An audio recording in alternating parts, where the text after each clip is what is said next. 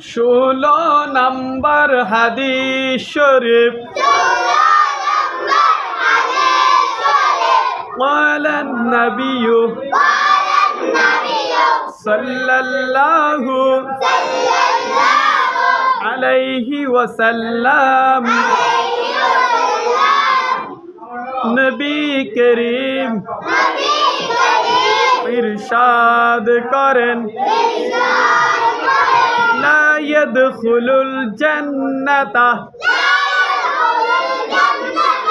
জাসাদুন গুযিয়া বিল হারাম হারাম বক্ষণকারীর শরীর বেহেশতে প্রবেশ করবে না।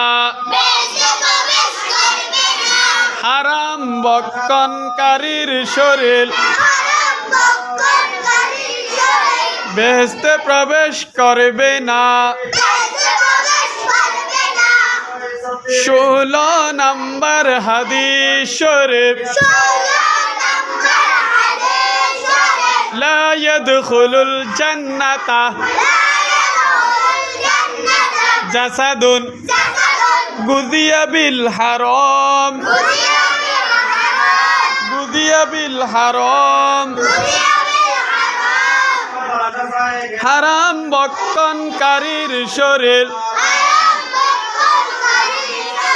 বেহেশতে প্রবেশ করবে না। মাশাআল্লাহ।